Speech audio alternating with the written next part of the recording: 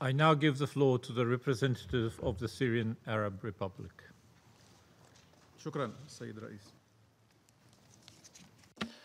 I thank you, Mr. President.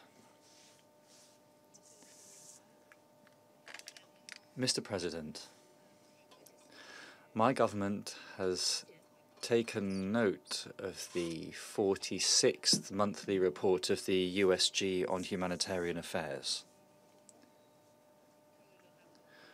We note that the report includes improvements, including its recognition of the fact that the United Nations have managed to get humanitarian aid to thousands of people in need in Syria. And this has been thanks to the assistance of the Syrian government and also of Syrian institutions. However, Syria believes that this current report requires yet further balance and objectivity.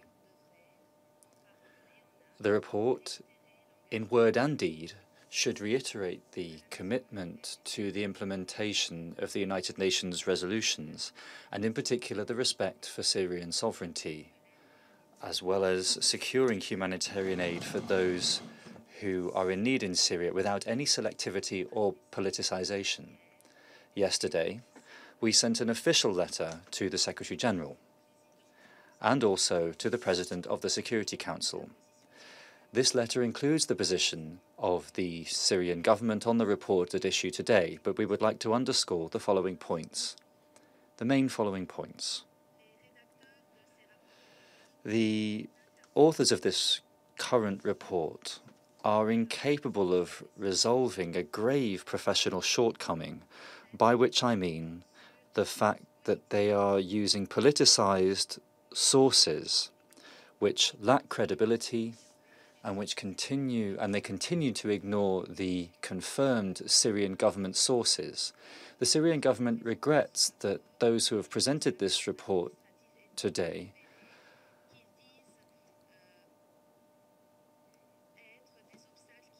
have mentioned these obstacles which they say impede humanitarian aid reaching unstable zones. Syria reiterates that it offers all possible facilitation to allow aid to get through,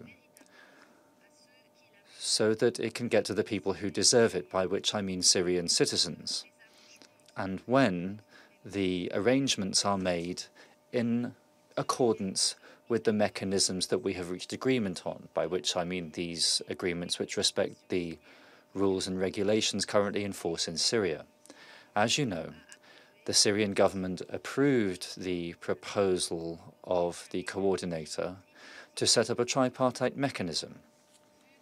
In particular, given that we would like to remain open to anything, any measure that can strengthen humanitarian action in Syria. This mechanism has thus far had 5 meetings, but those who've wrote the report have suggested that there's been a lack of inefficiency and that there haven't been enough meetings. On the cross-border transfers of humanitarian assistance, I'd like to say that Syria doesn't believe there's any current practical pretext to bring in aid across the border, in particular, since the creation of de-escalation zones consistent with the agreement. These zones allow humanitarian aid to get through to those who need it within the country. The leaders of the OCHA Bureau are either incapable or unwilling to find the necessary guarantees to ensure that aid reaches those who need it and not terrorist groups, armed terrorist groups at that. The government is bewildered by the vague ideas included in paragraph 29 on independent partners or third parties, contractors, on ensuring that aid gets through to zones of stockpiling or to those who deserve this aid. And I would like to say that no UN official has proposed these ideas to the Syrian government thus far, whereas the government of Syria is the principal party concerned. The Syrian government would therefore request that the United Nations provide the names of these UN partners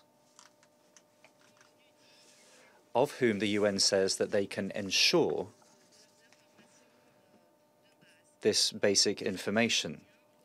The Syrian government, in cooperation with its allies, has liberated the major part of the Syrian territory from Daesh, al-Nusra, and other affiliated terrorist groups. These groups have prevented humanitarian aid from getting through to civilians in these zones, whereas now we have reached agreement on transfers of aid to Syria in cooperation and agreement with the Syrian government.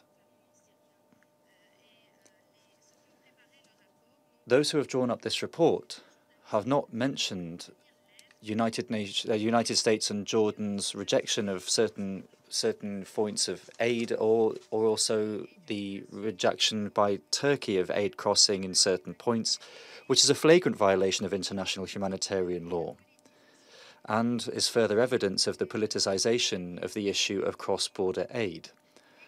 My government reiterates that there is a need to not work with separatist entities or with local illegal councils or with illegal non-certified agencies.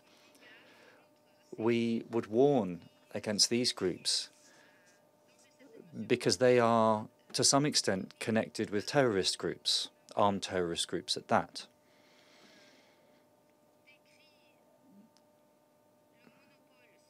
My government laments the monopoly over food commodities which are sold to adepts of certain groups and are sold to those who need at exorbitant prices, as for example in eastern Aleppo. For example, independent media have clearly shown the suffering of citizens under siege.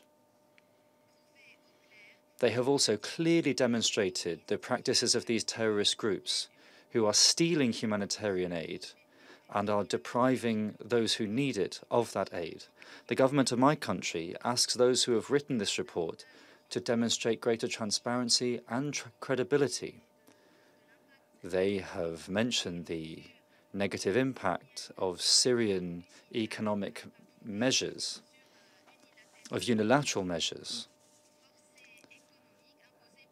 imposed, or rather by the United States and by the European Union. That's what they should really be addressing. You are very well aware that the 8th cycle of Geneva negotiations took place after the Riyadh conference. That conference brought together the Syrian opposition. The Secretary General's Special Envoy also participated in that meeting. You are well aware that these meetings, that the Special Envoy rather, assisted this, was present at this Riyadh document and ignored the document Riyadh 2 and the attempts to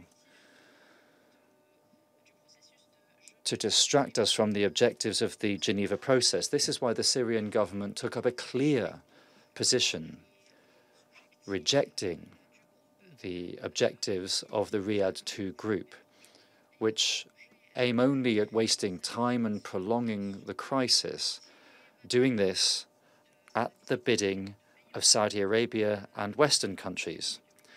The Security Council Resolution 2254 stipulates that there should not be any preconditions, and therefore that there is a need to have an inter-Syrian dialogue supervised by the Syrians themselves. Furthermore, the Special Envoy who attended this meeting welcomed the results of this provocatory assembly.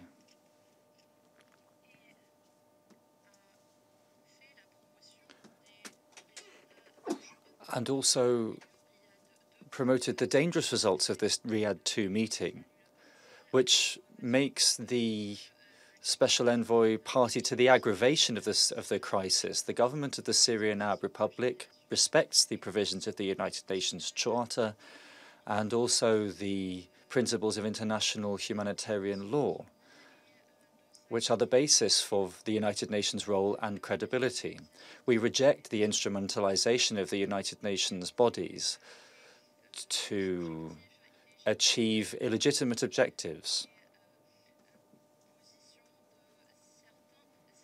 We note the position of certain states, those states that have based themselves on the position of the special envoy in the media in order to justify the conditions imposed by the opposition in order to impede the Geneva process and to wreck any possible solution to the crisis. In conclusion, President, the Syrian Arab Republic has participated in 15 cycles of negotiations in Geneva and in Astana, and in 2 cycles of negotiations in Moscow.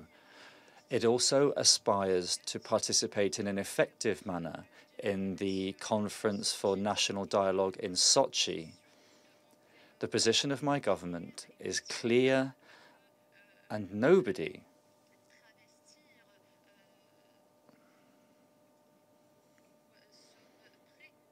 can deny that we are ready to continue our efforts to end the bloodbath in Syria and to meet the aspirations of the Syrian people.